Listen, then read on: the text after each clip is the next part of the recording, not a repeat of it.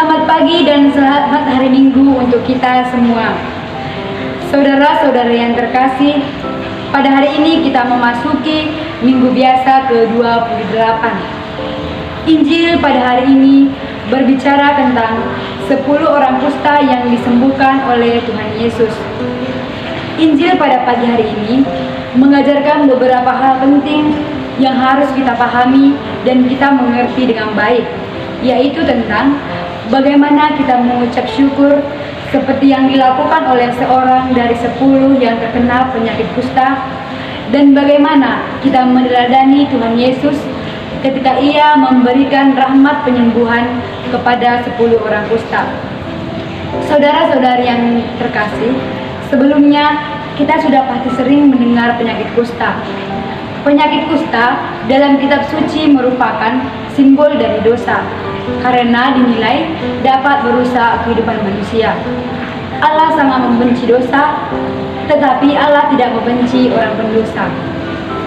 Mujizat penyembuhan terhadap orang kusta ini menggambarkan bagaimana Yesus ingin menyembuhkan kita, baik secara spiritual maupun fisik kita. Namun, di antara ke-10 kusta ini, hanya satu orang yang kembali untuk mengucap syukur kepada Allah atas rahmat penyembuhan yang ia terima.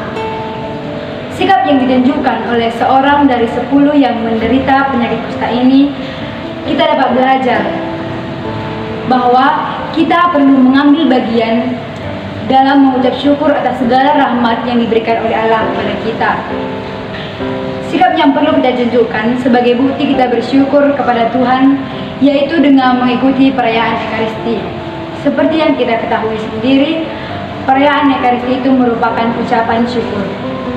Untuk itu, marilah kita mengikuti perayaan Ekaristi dengan penuh sukacita sebagai tanda syukur kita kepada Allah atas karya keselamatan yang diberikannya kepada kita.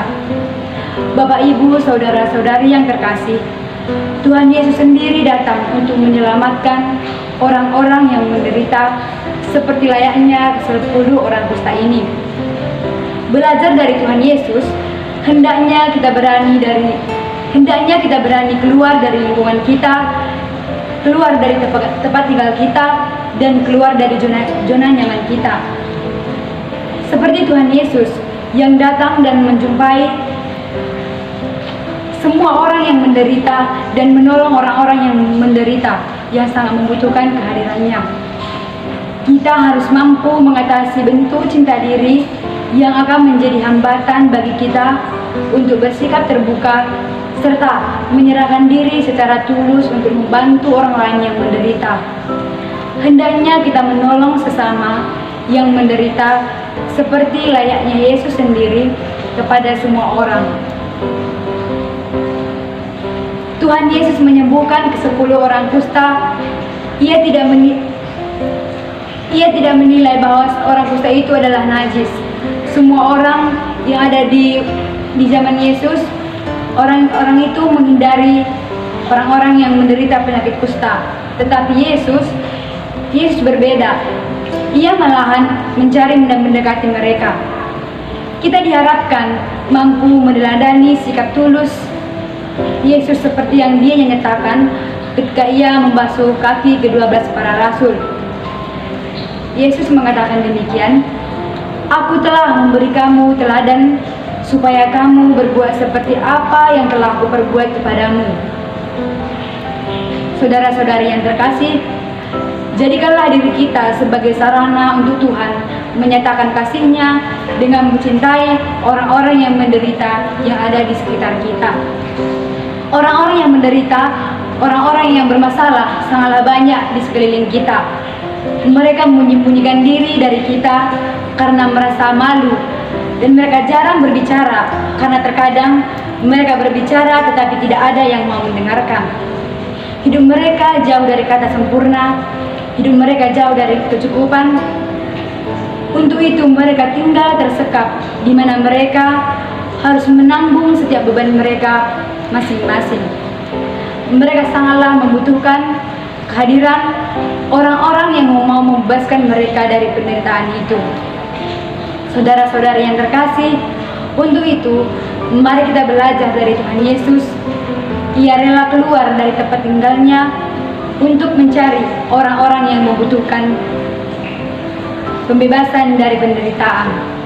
Sekalipun kita tidak memiliki harta, karena harta bukan merupakan patokan untuk kita mengunjungi mereka, mengunjungi setiap orang yang membutuhkan kehadiran kita. Jadikanlah diri kita sebagai sarana bagi Kristus untuk berkarya, yang menolong mereka dan menghadapi penderitaan itu. Karena hanya di dalam Kristuslah sumber kehidupan dan harapan, dan hanya Yesus sendirilah yang akan memberikan harapan kepada orang-orang yang bermasalah dan menderita melalui kita semua yang ada di tempat ini. Orang-orang yang bermasalah dan orang-orang yang menderita sangatlah menunggu kedatangan kita. Untuk itu, tinggalkanlah tempat tinggalmu, pergilah dan carilah orang-orang yang menderita.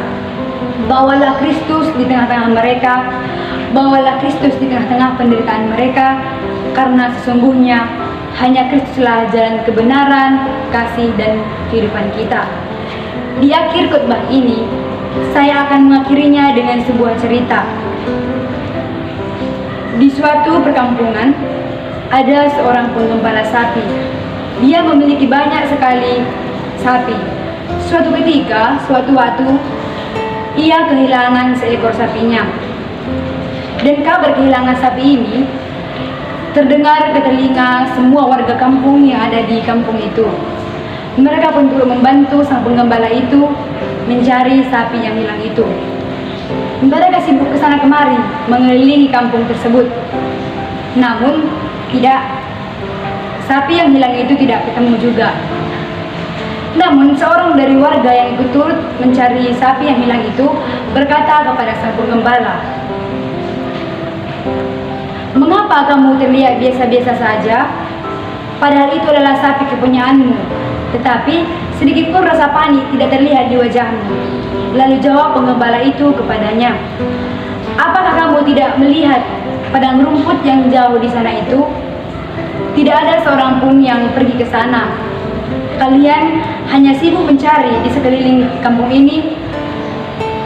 Mana bisa kalian menemukannya jika hanya berkeliling di kampung ini saja?